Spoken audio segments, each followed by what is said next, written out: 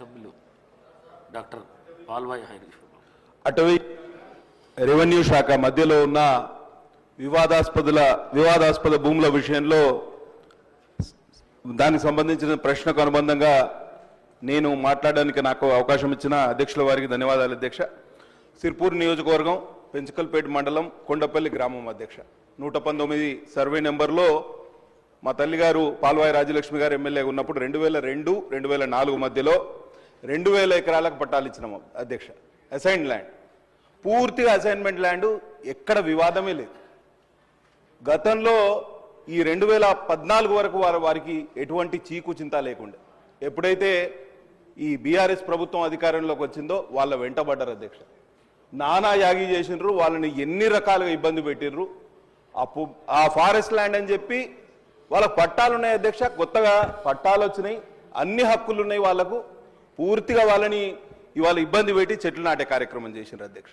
మేము 2001లో పెద్ద ఎత్తున నిరసనకు దిగినాం, అక్కడ నిరాహార దీక్ష చేసినాం. 10 రోజులు నిరాహార దీక్ష చేస్తే మమ్మల్ని బలవంతంగా లాక్కపోయి 40 రోజులు రిమాండ్ చేసినారు అధ్యక్ష, నాతో పాటు 60 మంది రైతులు. ఇవాళ ఎంత దారుణం అంటే ఒక్కటే టైంలో సైమల్టేనియస్లీ 2 పోలీస్ స్టేషన్లో నా మీద అటెంప్ట్ మర్డర్ కేసులు పెట్టినారు అధ్యక్ష. ఎంత దారుణం అంటే ఈ పోడు రైతుల శాపనార్థాలు తగిలి వీళ్ళు పదవిచ్యుతులయ్యారు.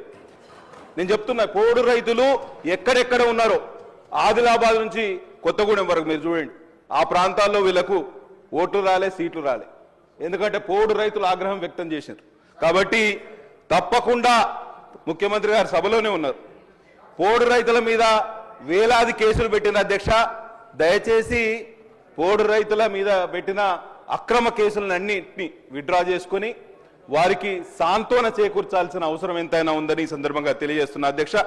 అట్లనే ఇవన్నీ అంశాల మీద ఎక్కడైతే వివాదాస్పద భూములు ఉన్నాయో వాటిని పరిష్కరించడానికి శక్తివంచన లేకుండా ఒక ప్రణాళికాబద్ధంగా ముందుకు రావాలి.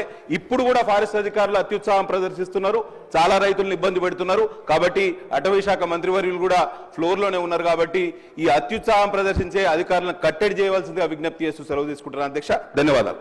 గౌరవ సభ్యులు కవంపల్లి సత్యనారాయణ గారు 1 minute డైరెక్ట్ క్వశ్చన్.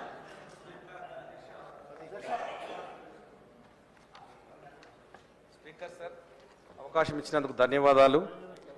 చాలా విషయాలు మాట్లాడేది ఉంటే మరి నాకు ఇప్పుడు చాలా కాలం తర్వాత ఇచ్చినారు. నిన్నట్టుండి అడుగుతా ఉన్నాను.